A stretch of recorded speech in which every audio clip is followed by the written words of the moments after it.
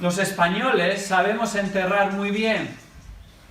Estas palabras fueron pronunciadas metafóricamente por un prominente político español y lo hizo cuando, tras perder las elecciones europeas del 2014, renunció como secretario general de su partido y fue entonces cuando comenzó a recibir elogios hasta de sus rivales. Y precisamente este mismo político, Alfredo Pérez Rubalcaba, falleció hace escasos días a causa de un ictus irreversible. Y los españoles en esta ocasión, literalmente, pusieron en práctica su ya célebre frase de que los españoles enterramos muy bien. Fue un entierro que se salió de lo común por diversas razones. Los que ya se habían olvidado de él en vida, de hecho la mayoría de sus compañeros de partido y líderes de la oposición, acudieron en masa al funeral lanzando elogios y loores. Sus rivales acérrimos, incluido el expresidente Mariano Rajoy, le escribieron hasta artículos que ensalzaban su persona y servicio a la nación. Multitudes de personas anónimas agolparon y aguardaron horas incluso de espera para rendir un último homenaje al que muchos consideraban en ese momento como un gran hombre de Estado. Y hasta el rey emérito, don Juan Carlos, no pudo contener su emoción y salió en muchos medios de comunicación cuando sus ojos se volvieron vidriosos, embargados por la despedida del momento de quien le ayudó en su abdicación. No cabe duda, en el entierro de Rubalcaba se cumplieron sus propias palabras. Los españoles sabemos enterrar muy bien. Sin embargo, en la Biblia encontramos un entierro aún más significativo que el de cualquier persona en este mundo. Abramos nuestras Biblias en Marcos capítulo 15. Marcos capítulo 15. Y vamos a ver en los versículos 42 al 47 la sepultura de Jesús. El entierro de Jesús. Y vamos a ver concretamente que la sepultura de Jesús fue mucho más que un mero entierro. Fue mucho más que un entierro. Fijémonos, Marcos 15, comenzando en el versículo 42, dice: ya al atardecer, como era el día de la preparación, es decir, la víspera del día de reposo, vino José de Arimatea, miembro prominente del concilio, que también esperaba el reino de Dios, y llenándose de valor, entró a donde estaba Pilato y le pidió el cuerpo de Jesús. Pilato le sorprendió de que ya hubiera muerto y llamando al centurión le preguntó si ya estaba muerto. Y comprobando esto por medio del centurión, le concedió el cuerpo a José, quien compró un lienzo de lino y bajándole de la cruz, le envolvió en el lienzo de lino y le puso en un sepulcro que había sido excavado en la roca e hizo rodar una piedra a la entrada del sepulcro.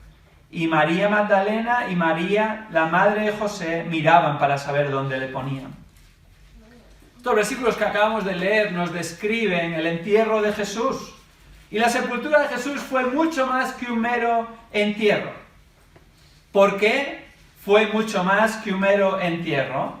En este pasaje vamos a observar 3 razones por las que la sepultura de Jesús fue mucho más que un mero entierro. 3 razones por las que la sepultura de Jesús fue mucho más que un mero entierro. La primera de ellas la encontramos en los versículos 42 y 43, y es que la sepultura de Jesús fue solitaria. La sepultura de Jesús fue solitaria.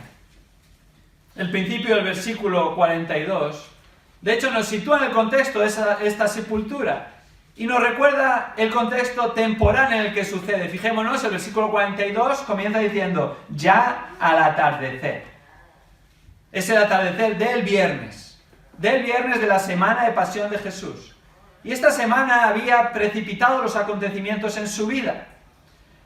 Nadie a su alrededor se hubiera esperado que su muerte era inminente, a pesar de que Jesús se lo había anunciado a sus discípulos en repetidas ocasiones.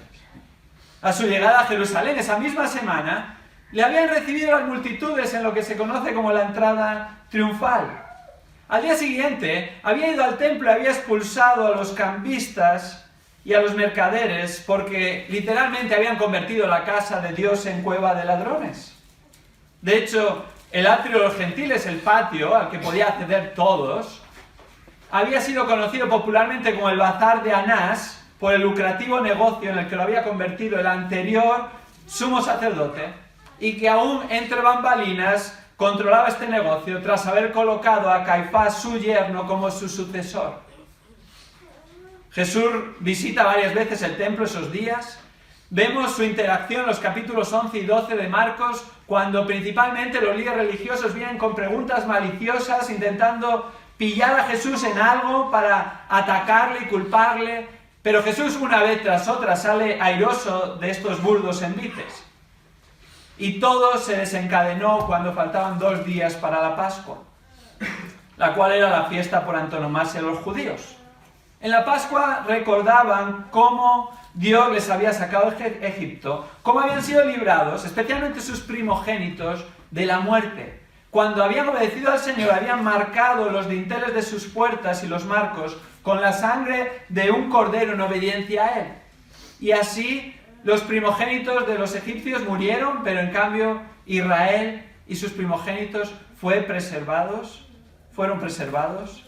Y así en la Pascua que celebraban, cuando faltaban 2 días para la Pascua, dice Marcos 14, versículos 1 y 2, que los religiosos, viendo la amenaza que era Jesús a su poder, a su influencia, tramaban cómo prenderle con engaño y matarlo. Pero cuidaban no hacerlo durante la fiesta, no fuese que se les volviese en su contra un tumulto de la gente. Ellos consiguieron que se crucificara a Jesús. Ese mismo viernes en el que estamos en el atardecer, Jesús es crucificado. Jesús es crucificado después de que uno de sus apóstoles le traiciona. Después de ser arrestado en el huerto de Getsemaní. Después de que el resto de sus discípulos le abandonan. Después de que Pedro le niega 3 veces antes de que el gallo cantase en 2 ocasiones. Jesús es crucificado porque no tuvo un juicio justo ante el Sanedrín, sino que lo hicieron con nocturnidad, con alevosía, sin seguir ni siquiera sus propias leyes al respecto. Y el gobernador romano, Poncio Pilato, ratificó esa sentencia porque era el único que tenía potestad para aplicar la pena capital. Él trató de eximirse de cualquier tipo de responsabilidad, simbólicamente lavándose las manos, pero por mucho que se lavase las manos, sin su aprobación no podían crucificar a Jesús. Así que él fue parte también de este asesinato injusto. Jesús recibió la burla, el oprobio, el maltrato físico de toda una corte romana en el palacio de Pilato. 600 hombres formaban esta corte. Y después de ser maltratado, burlado, es llevado a morir en la cruz. Había sido tan maltratado que no podía ni siquiera llevar parte de la cruz, el travesaño de la cruz. Y así tomaron a una persona en el camino para que le ayudara a cargarla hasta el lugar de su crucifixión. Jesús es crucificado. Jesús es crucificado aproximadamente a las 9 de la mañana. Y está 6 horas en la cruz. A las 3 de la tarde, Jesús muere. Y tras una muerte cruel y vergonzosa, Jesús tiene un entierro solitario. Solitario. Fijémonos cómo continúa el pasaje, versículo 42, segunda parte. Como era el día de la preparación, es decir, la víspera del día de reposo, vino José de Arimatea, miembro prominente del concilio, que también esperaba el reino de Dios, y llenándose de valor, entró a donde estaba Pilato y le pidió el cuerpo de Jesús. Un entierro solitario. ¿Cuántas personas hay ahí en la escena? Aunque las matemáticas no sean lo nuestro, creo que hasta 1 llegamos a contar, ¿verdad? ¡Una persona! De hecho, nos dice hasta el nombre. Podemos identificarle. Y la pregunta es esta. ¿Cuántas personas conocían a Jesús? ¿Solo una? Conocían a Jesús tantas personas que es imposible contarlas. Pero podemos hacernos una idea haciendo un repaso de algunos episodios en su vida. Jesús, cuando aparece por primera vez y es bautizado por Juan el Bautista en el río Jordán, ¿cuántas personas había allí? Marcos 1:5. Acudió toda la región de Judea y toda la gente de Jerusalén. En Marcos 1:37, tras enseñar en la sinagoga, sanar a la suegra de Pedro, Jesús sana a personas, expulsa a muchos demonios, y los discípulos salen a buscarle después del día de reposo, y dice Marcos 1:37, todos los de Capernaum, que es donde estaban, te buscan. Le conocían porque le buscaban. Después de un breve tiempo, Jesús ya se había convertido en una estrella mediática, y eso que no había medios de comunicación ni redes sociales. Y entonces llegamos a Marcos 3, versículos 7 al 8, y fijémonos toda la gente que se agolpaba alrededor de Jesús. Marcos 3, 7 y 8 dice, una gran multitud de Galilea le siguió, también de Judea, de Jerusalén, de Idumea, del otro lado del Jordán, de los alrededores de Tiro y Sidón, una gran multitud que al oír todo lo que Jesús ahí hacía, vino a él. Pero no acaba ahí todos los que conocían a Jesús. Recordamos cuando él buscó descanso de las multitudes, una gran riada de gente venía a él, y así Marcos 6 tuvo que alimentar a 5.000 personas con 5 panes y 2 peces. 5.000 personas sin contar mujeres ni niños.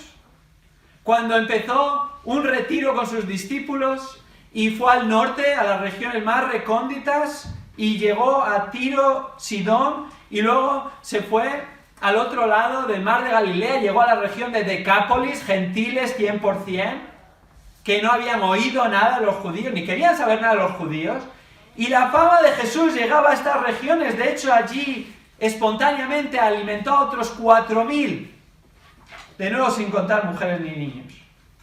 Jesús va a Judea, va al otro lado del Jordán, y Marcos 10:1 dice que se reunieron de nuevo las multitudes alrededor de él. La entrada triunfal en Jerusalén, ¿cuánta gente había ahí? Ni lo sabemos, toda la ciudad se echó a la calle para recibir a Jesús. Y fijémonos cuánta gente conocía a Jesús, y esto es un breve repaso, hay muchas más citas al respecto, que tal vez la que mejor resume la celebridad de Jesús es Marcos 6:14, cuando afirma que hasta el rey Herodes había oído hablar de Jesús porque el nombre de Jesús se había hecho célebre. Todo el mundo conocía a Jesús. Multitudes, miles de miles, los gobernantes. Ahora volvamos a nuestro pasaje. ¿Cuántas personas había en el entierro de Jesús? 1. Muy bien, vamos bien en matemáticas. 1. ¿Quién? Versículo 43. Fijémonos. José de Arimatea. Nuestro pasaje nos dice que es un miembro prominente del concilio. Es decir, del mismo Sanedrín que había condenado a Jesús. Pero con una diferencia, él estaba esperando el reino de Dios. Sí, el resto de los judíos esperaban el reino de Dios, pero José de Arimatea vio en Cristo quien decía ser el Mesías. Al armonizar los evangelios, vemos que Juan 19:38 y Mateo 27:57 afirman que José era un seguidor en secreto de Jesús. Seguía a Jesús, creía en él como el Mesías, como el Cristo. Él era una personalidad destacada en su tiempo, y Mateo 27:57 nos dice también que era rico. Y muestra de que era rico es que tenía un terreno cerca de la ciudad, y dentro de ese terreno un sepulcro nuevo a estrenar. De hecho, el Evangelio de Juan 19:41 nos dice que en el lugar donde Jesús fue crucificado había un jardín, y en ese jardín es donde se encontraba la sepultura nueva de José de Arimatea. Así que José de Arimatea, rico, miembro del Sanedrín, una persona prominente, pero seguidor en secreto de Jesús, viene a pedir el cuerpo de Jesús a Pilato. Fijémonos, versículos 42 y 43 nos continúa diciendo que era el día de la preparación, es decir, víspera del día de reposo. ¿Por qué dice esto?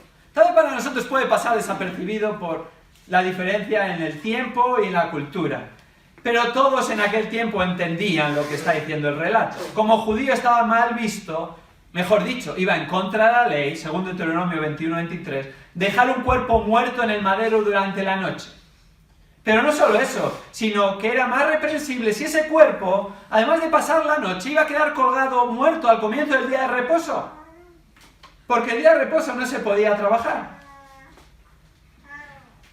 Así que la ley judía establecía que no se debía dejar el cuerpo allí, y menos en la víspera del día de reposo. Así que, siguiendo la ley, pero sobre todo por su amor y devoción anónima a Jesús, José de Arimatea se arma de valor y pide el cuerpo. Fijémonos lo que dice el pasaje, llenándose de valor.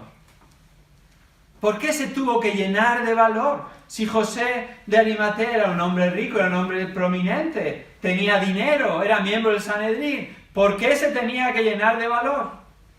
Bueno, por varias razones. En primer lugar, no era pariente de Jesús.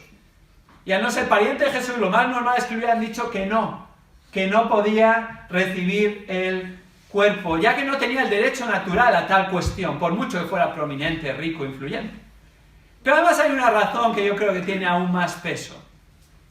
Y es que se armó de valor porque se arriesgó mucho más que una simple negativa para no recibir el cuerpo. Su reputación estaba en juego, su posición peligraba, su puesto en el Sanedrín, incluso sus posesiones podían evaporarse por identificarse con Jesús y encima ir a pedir el cuerpo de un criminal crucificado en la cruz del Calvario.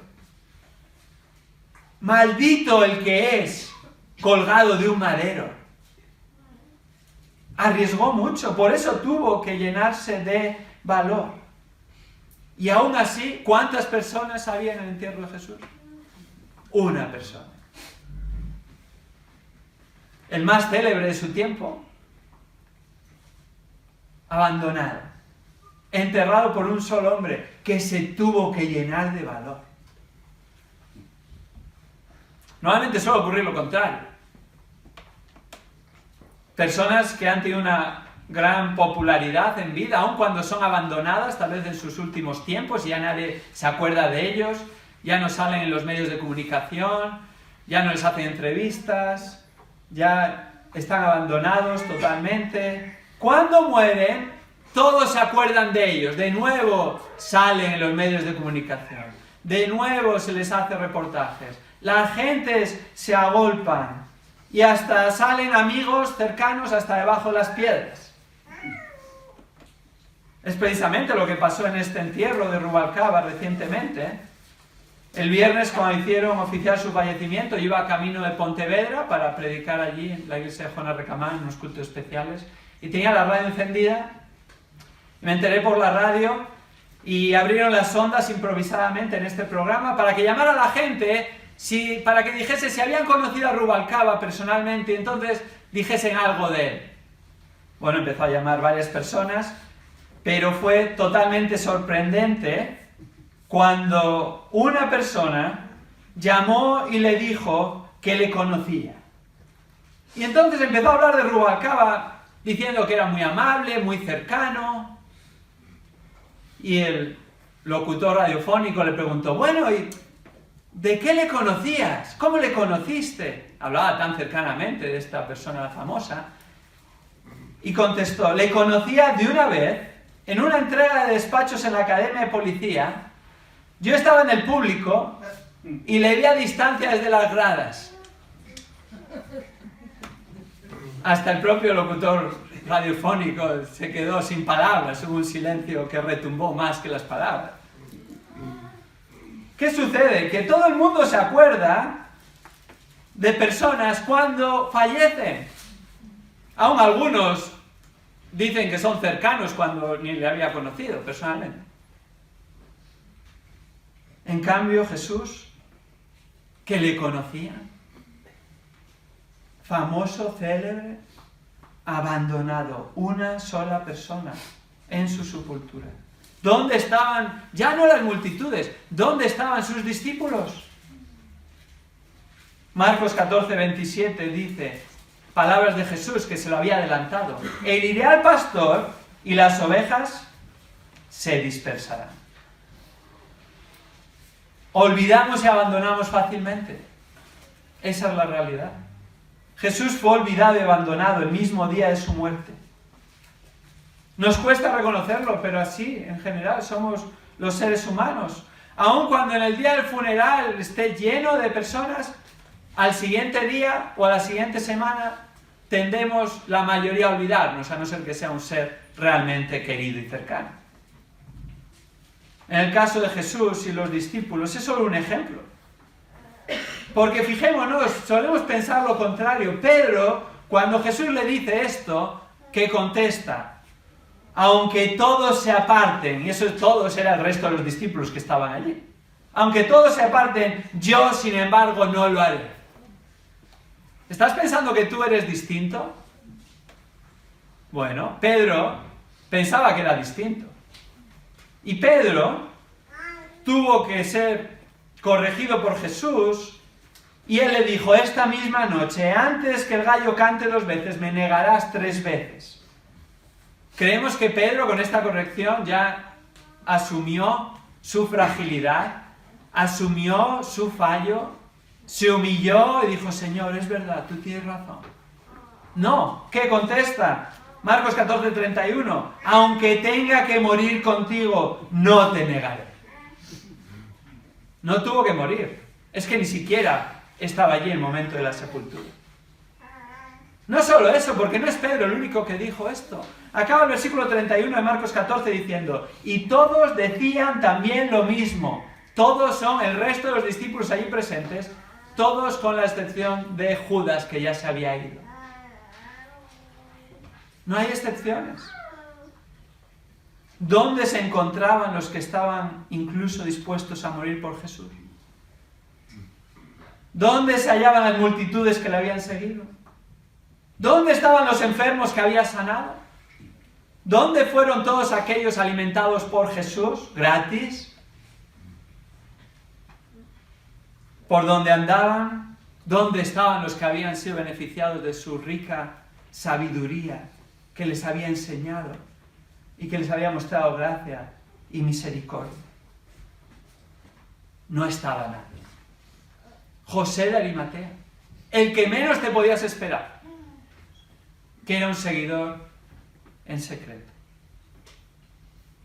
Nadie se acordó de Jesús en su entierro. Y si se acordaron, no tuvieron suficiente valor para aparecer por allí.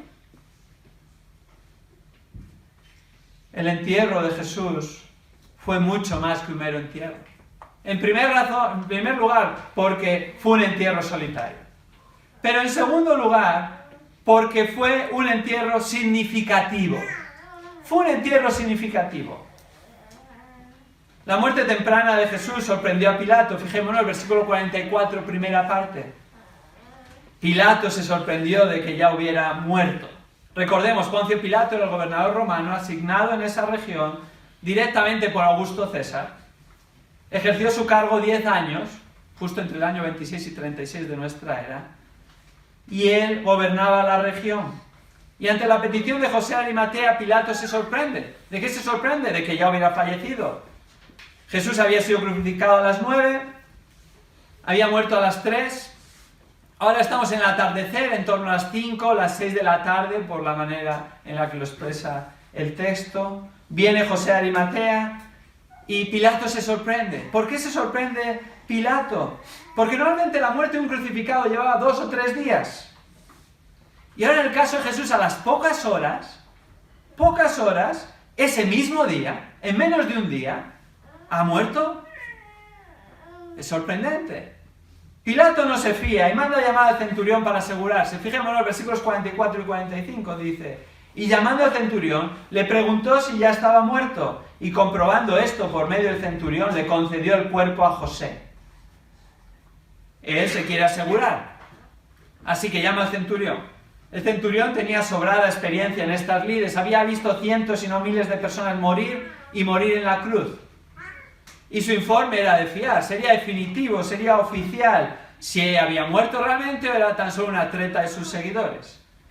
Así que este oficial romano, que nada tiene que ver con Jesús, ni con los seguidores de Jesús, él hace su labor, va allí y atestigua, ciertamente, de manera oficial, da veracidad al hecho de que Jesús ha muerto. Pilato lo toma en serio y así de esta manera entrega el cuerpo a José. Le concedió el cuerpo a José, dice el versículo 45. Y de hecho es muy interesante porque la manera en la que lo dice el pasaje da a entender que le dio un regalo, ese le concedió, tiene la idea de le dio el favor, le otorgó el regalo, sin pedir nada a cambio, un obsequio, tuvo a bien. La muerte de Jesús fue confirmada por las fuentes oficiales y su sepultura fue significativa. ¿Por qué fue significativa? Bueno, todos los entierros de una medida u otra son significativos, son importantes, tienen un significado. Es cierto, nunca viene bien un entierro, nunca es un buen momento, nunca estamos preparados para la muerte, porque es la consecuencia del pecado, la paga del pecado es muerte. Entonces nunca es un buen trago, nunca es algo agradable, nunca es algo para lo que estamos preparados. Y es uno de los eventos más importantes de la vida. Es un momento en el que familiares, conocidos, personas cercanas acuden al tanatorio, al sepelio, al entierro. Incluso en la sociedad te dan días de permiso para acudir al entierro de un familiar. Son importantes, son significativos. Pero ¿por qué fue significativo el entierro de Jesús si estaba solo José de Arimatea? ¿Por qué fue significativa la sepultura de Jesús? La sepultura de Jesús fue significativa, en primer lugar, por su forma de morir. Por su forma de morir. Jesús no murió como el resto de los crucificados. Recordemos, se sorprenden de que haya muerto. Murió muy pronto. Pero la sorpresa y lo significativo no es que murió muy pronto, sino cómo murió Jesús. ¿Qué es lo que atestigua este centurión? Estaba muerto. ¿Qué sucede? Bueno, repasando lo que sucede en la cruz del Calvario durante 6 horas, en sus últimas palabras en la cruz antes de morir, su séptima frase dice, Lucas 23:46, Padre, en tus manos encomiendo mi espíritu. A continuación, Jesús clamó a gran voz y entregó su espíritu, como Mateo 27:50 afirma. Ningún evangelio, escucha bien, afirma que Jesús murió ni por cansancio, ni por asfixia, ni por ninguna causa física, sino que la realidad es esta. Jesús murió, fue atestiguado por el oficial, hasta tal punto que Pilato entregó el cuerpo como un favor a José de Arimatea. Jesús, sin lugar a dudas, murió. ¿Por qué? Porque Él quiso. Nadie tomó su vida, sino que Él entregó su vida. Él entregó su espíritu. Y no queda duda, porque además la sexta frase antes de morir, Juan 19:30, dijo, consumado es. Ya podía morir. Ya entregó el espíritu, porque había consumado la obra que el Padre Celestial le había encomendado. Recordamos cuando está en el jardín de Getsemaní, el huerto de Getsemaní, y Jesús está sufriendo, y Jesús está enfrentando este momento tan difícil en su vida, en oración, durante 3 horas, mientras los discípulos dormían. Y en medio de esa oración, Él se somete voluntariamente al Padre, se somete a su voluntad, a su soberanía, a su plan, y aunque Él tenía una petición, y la expresó, y es adecuado hacerlo como seres humanos, como hijos de Dios, expresar nuestros deseos y voluntades, Él dijo, si es posible, pase de mí, ¿qué? Esta copa. La ira de Dios iba a venir sobre Cristo Jesús, Dios hecho hombre. Y Él no deseaba como humano, plenamente humano, tener que pasar por ese trago. Y Él verbalizó su petición al Padre. Si es posible, no quiero pasar por esto. Si hay otra manera de hacerlo, hagámoslo de otra manera. Y de hecho la forma en la que lo dice, para ti todas las cosas son posibles. ¿Podía haber hecho esta obra de otra forma? Por supuesto, de la forma que Dios hubiera querido. Pero Dios había planeado desde la eternidad pasada en su buena y perfecta voluntad que Cristo Jesús muriera en la cruz del Calvario para salvación de los pecadores. No había plan B. Dios siempre tiene plan A. Y Dios nunca se equivoca, aun cuando pueda parecer una equivocación. Nos acordamos cuando Jesús les anuncia a sus discípulos en Marcos 8, Marcos 9, Marcos 10, que va a morir. Pedro le reprende y le dice, no es posible. Y Jesús le tiene que tomar aparte y le tiene que decir, apártate de mí, Satanás, porque no tienes en mente las cosas de Dios, sino las cosas de los hombres. El plan de Dios, aunque para nuestra mente finita no tenga sentido, y a veces es así si somos sinceros, es siempre el mejor. Y este ejemplo de Jesús nos tiene que traer consuelo, reafirmación, en que aunque parezca lo contrario, siempre es lo mejor y Dios sigue en el control, hermanos, podemos descansar en Él y confiar en Él. La muerte de Jesús fue significativa porque murió voluntariamente. ¿Qué obra realizó? El plan de salvación. Murió en la cruz por nosotros pecadores. Tomó nuestro lugar en la cruz. Cargó con nuestros pecados. Pagó por nuestra culpa y castigo. Y así todo aquel que se arrepiente de sus pecados, que cree en Jesús como Señor y Salvador, sus pecados son perdonados. Es declarado justo en Cristo. Somos reconciliados con Dios y ahora formamos parte de la familia de Dios. ¿Era un buen plan o era un mal plan?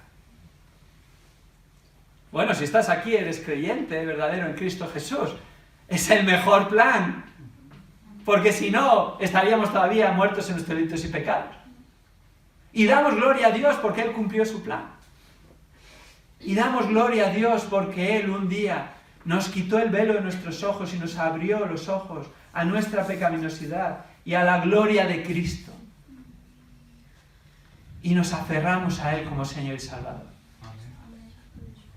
Gracias a Dios por este plan perfecto. Gracias a Dios porque Cristo murió. Gracias a Dios porque entregó su vida. Gracias a Dios por la salvación que tenemos en Él. La sepultura de Jesús fue significativa no solo por su forma de morir, que vemos en estos versículos que había muerto verdaderamente, sino también porque es parte del mensaje del Evangelio. Literalmente, la sepultura de Jesús es parte del mensaje del Evangelio.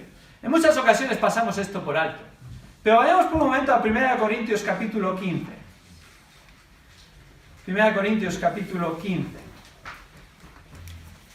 Y en uno de los pasajes que sintetiza mejor el Evangelio en las Escrituras, 1 Corintios 15, versículos 1 al 4, nos enumera los elementos del mensaje del Evangelio. Fijémonos, comienza el versículo 1 diciendo: ahora os hago saber, hermanos, el Evangelio que os prediqué. No hay duda, está hablando del Evangelio. Se lo está recordando, el que les había predicado. Y antes de entrar en detalles, en una manera muy paulina, hace un circunloquio y les dice: el cual, el Evangelio, también recibiste. Está hablando a creyentes. En el cual también estáis firmes, perseveráis. El creyente verdadero persevera hasta el fin. Es salvo, no pierde la salvación. Por el cual también sois salvos, por el Evangelio. Continúa diciendo: si retenéis la palabra que os prediqué, a no ser que hayáis creído en vano. Es decir, a no ser que no creáis en el Evangelio que os prediqué, y hubiera sido una respuesta superficial inicial. Esto pasa en ocasiones. Alguien que por algún motivo aparentemente recibe el Evangelio y tiene simpatía o incluso hace una profesión verbal del mismo o ora una oración, levanta la mano, depende de la iglesia, ha ido al frente en un momento dado, pero luego con el tiempo se ve que no ha creído verdaderamente en el Evangelio porque no hay una nueva vida en él y no se cumplen las características de un creyente verdadero según las Escrituras. No hay fruto espiritual, no hay deseo por congregarse, no hay deseo por la palabra de Dios, no hay amor a Dios, no hay amor al prójimo, no hay amor a la palabra, no hay deseo de servirle, entre otras muchas cosas. Primera de Juan, que estamos estudiando los jueves, nos enumera varias características que muestran que realmente hemos creído. Y la epístola de 1 Juan se escribió principalmente, como dice capítulo 5, versículo 13, para asegurarnos nuestra salvación. Pero hay personas que pueden verbalizar que han creído, pero posteriormente no han creído verdaderamente. No pierden la salvación, sino que nunca han sido salvos. Y eso les dice aquí, si habéis creído verdaderamente en el Evangelio. Y después de este circunloquio, entonces entra en el asunto, versículo 3. Porque yo os entregué en primer lugar lo mismo que recibí. Este es el mensaje del Evangelio. Que Cristo murió por nuestros pecados, conforme a las Escrituras. Que fue sepultado y que resucitó al tercer día, conforme a las Escrituras. ¿Qué tres elementos son parte del mensaje del Evangelio según este pasaje? Primer elemento, Cristo murió conforme a las Escrituras, por nuestros pecados. Segundo elemento, Cristo fue sepultado. Tercer elemento, Cristo resucitó al tercer día, según las Escrituras también. La sepultura de Jesús es significativa, porque es parte del Evangelio. Cristo murió, fue sepultado y resucitó. Y en esta mañana, si estás aquí y no has creído en el Evangelio, hoy es el día de salvación. Hoy es el día en el que oramos que el Señor te dé convicción expuesta a su palabra para creer que Jesús murió por tus pecados, que Jesús fue sepultado y que Jesús resucitó. Amén. Y Jesús un día volverá. Amén. Y esperamos su venida. Pero si no viene antes, un día iremos nosotros a Él. Así es. Y sin Cristo no hay esperanza. Sin Cristo, el entierro es doblemente doloroso. Temporalmente, pero peor aún, eternamente. No hay ninguna esperanza. Y el día que uno fallezca ya es tarde. Es mentira, no se puede hacer nada después de la muerte. Nadie puede hacer nada por ti una vez muerto. No hay estados intermedios de purgatorio, ni tal vez voy a ir aquí o allá. Hay cielos nuevos y tierra nueva, o hay el gran lago de fuego. Y mientras Cristo regresa, hay cielo o hay infierno. Es en vida, es hoy. Cuando tienes que examinarte a ti mismo y a la luz de la sepultura de Cristo, que es significativa porque es parte del mensaje del Evangelio, tienes que preguntarte a ti mismo, ¿estoy listo para mi sepultura?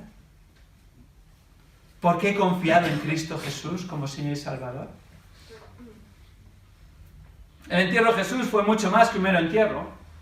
No solo porque fue solitario y significativo, sino en tercer lugar porque la sepultura de Jesús fue efímera.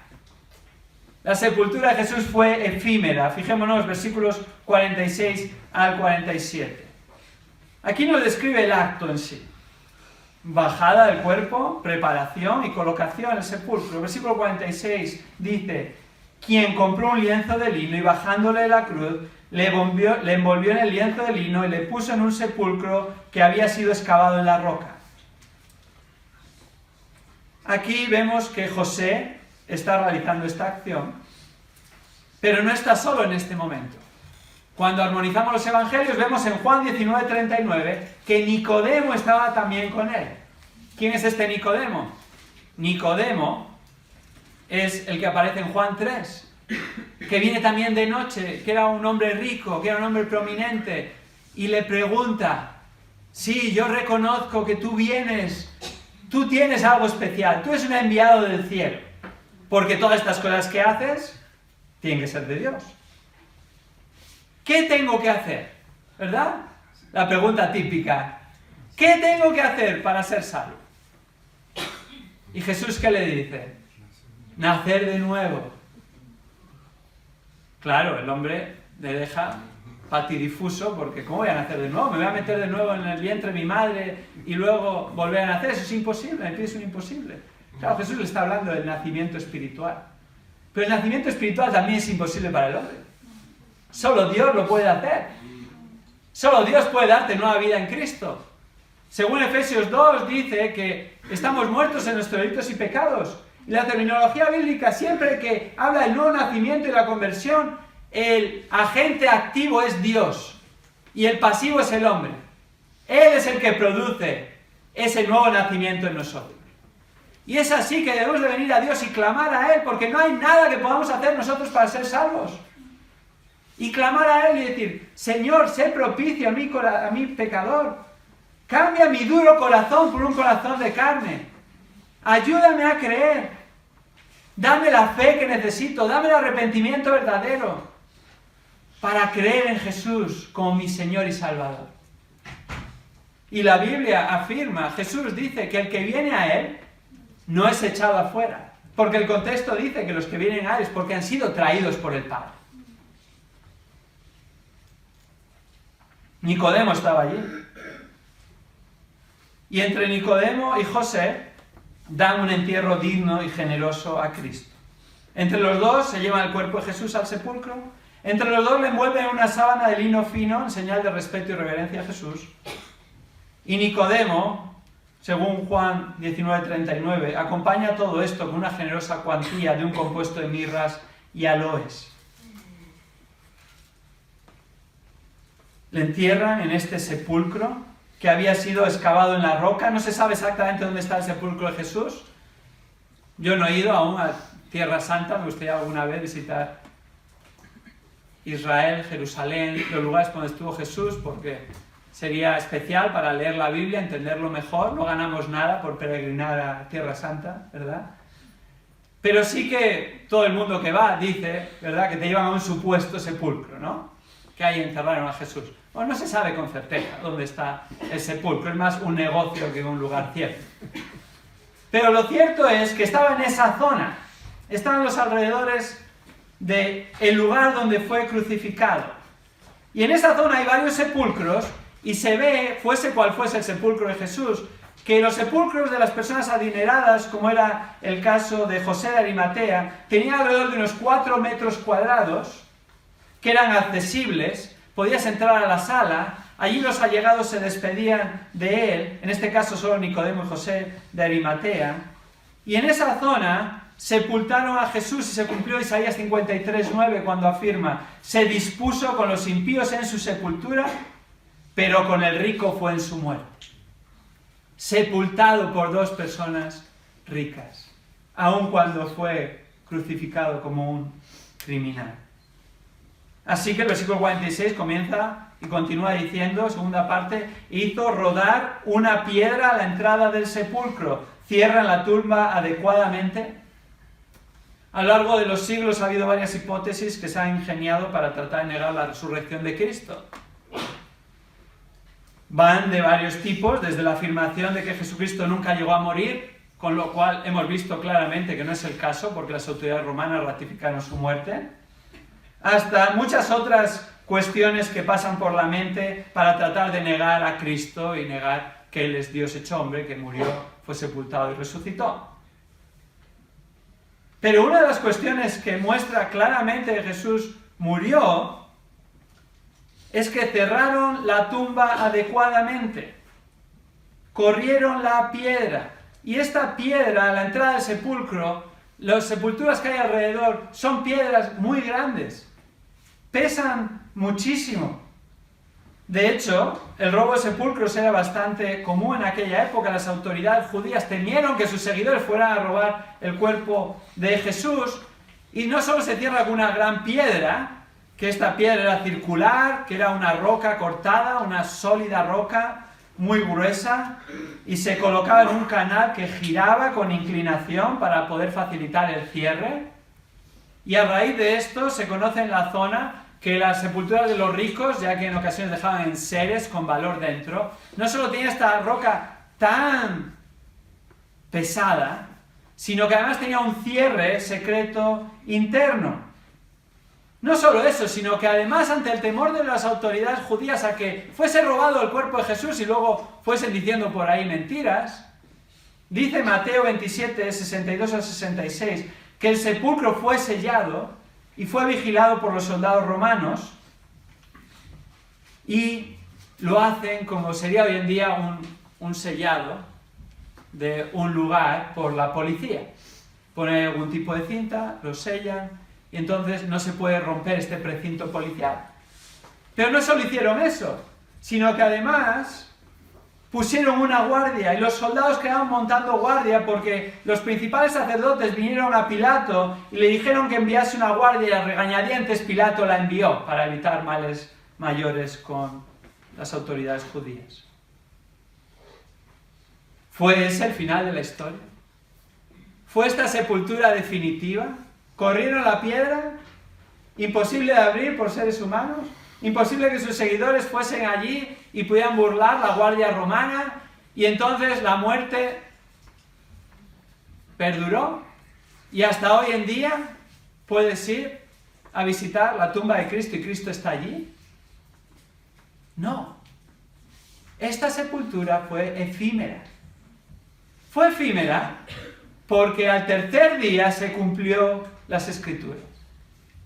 Al tercer día, contando viernes a domingo, había 2 días en tiempo, Jesús resucitó.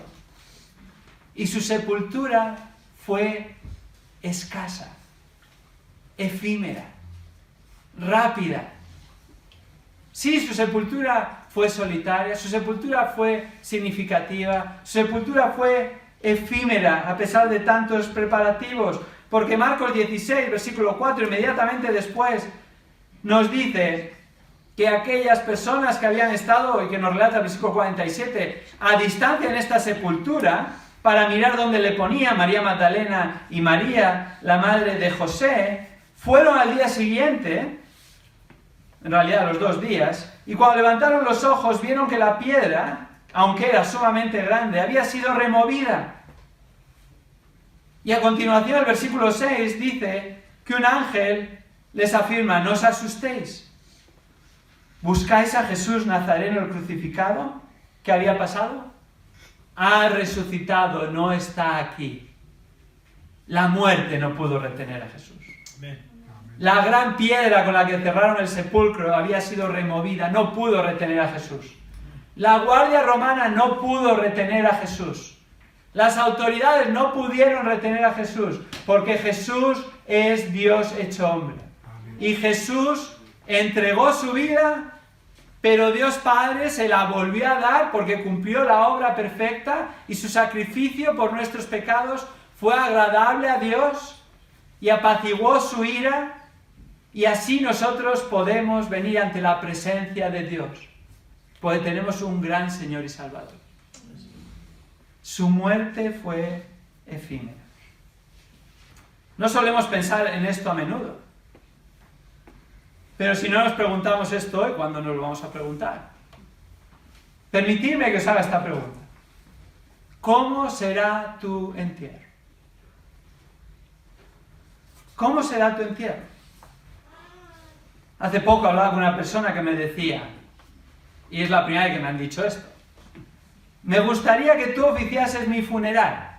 Y me lo decía una persona de mediana edad, sana, que no se prevé que vaya a morir pronto, hasta donde conocemos, y yo me quedé sorprendido. Y le dije, bueno, me encantaría, si estoy aquí, ¿verdad?, en ese momento, quién sabe, el Señor me lleva a mí antes o a ti. Pero entonces le pregunté, ¿qué voy a decir en tu funeral? ¿Has confiado en Cristo como Señor y Salvador? ¿Sabéis qué me contestó? No estoy seguro. Y entonces yo le dije, mira, me encantaría oficiar tu funeral, si el Señor me permite. Pero entonces, ¿qué le voy a decir a la gente? Le voy a decir la verdad. Porque si entre el día de hoy y el día que falleces no estás seguro de que has confiado en Cristo como Señor y Salvador, si tú quieres que yo oficie tu funeral, no voy a poder decir que estás con el Señor en su presencia. Porque no te has arrepentido y no has creído en Cristo como Señor y Salvador. Esto fue hace semanas. Aún a día de hoy no me ha dicho que ha confiado en Cristo como Señor y Salvador, y estoy orando especialmente por esta persona. ¿Cómo va a ser nuestro entierro? Y no me refiero a cuánta gente va a venir, eso no está en nuestra mano. ¿Qué se va a decir? Eso tampoco está en nuestra mano, por mucho que dejemos cosas escritas. ¿Cómo nos van a despedir? ¿Cómo vamos a ser recordados? Eso no está en nuestra mano.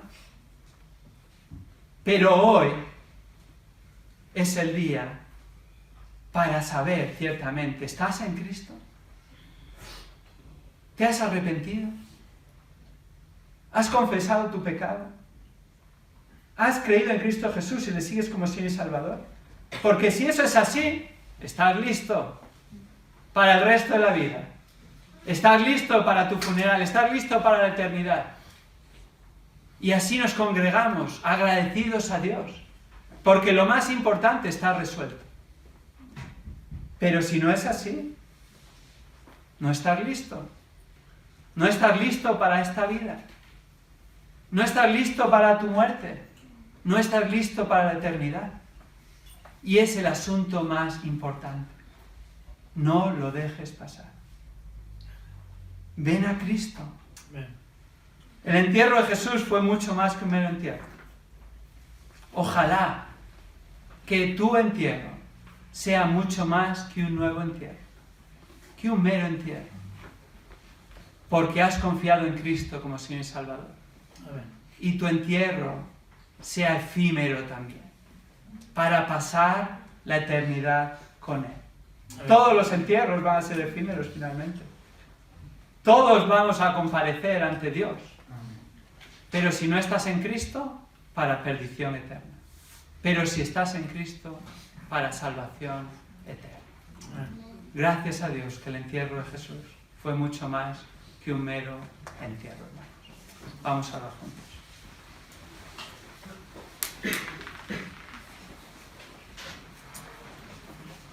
Señor, según observamos en tu palabra el entierro de tu Hijo Jesucristo, Dios hecho hombre, en su humanidad entregó su vida por nosotros pecadores, por aquellos que confiamos en Él, por aquellos que nos hemos arrepentido, por aquellos que realmente decimos, Señor, cuánta ofensa traigo y reproche a tu nombre por mi pecado. Señor, solo tú eres santo, tú eres solo justo, tú eres solo perfecto. Señor, yo soy injusto, pecador, vil, y deshonro tu nombre, y merezco el castigo por ello. Y no solo temporal, sino eterno. Señor, cuando estamos en esa situación, cuando tu Espíritu nos mueve al arrepentimiento verdadero, es cuando Cristo es glorioso. Es cuando el Evangelio es la gran noticia. Es cuando nos agarramos al Señor, al Salvador Jesucristo, que murió, fue sepultado y resucitó. Y en Él encontramos el perdón, y en Él encontramos la paz. Y en Él somos hechos tus hijos. Y en Él recibimos una nueva vida. Y en Él somos reconciliados contigo. ¿Qué más podemos pedir? No merecemos nada. Pero la muerte, sepultura de Cristo y resurrección nos lo ha dado todo, Señor. Estamos listos para nuestro entierro. Estamos listos para la eternidad. Gracias, Señor, por ello. Estamos aquí para alabar tu nombre. Y oramos que sea el testimonio de todos los aquí presentes. Jóvenes, adultos, niños, ancianos. Vengamos de una familia cristiana. No tengamos nada que ver con nada de la cristiandad. Señor, que hoy tú traigas salvación. Oramos que tú hagas una gran obra para la gloria de tu nombre. Gracias porque el entierro de Jesús no fue un entierro más, sino que por su muerte tenemos vida. Esto oramos en el nombre de Él. Amén.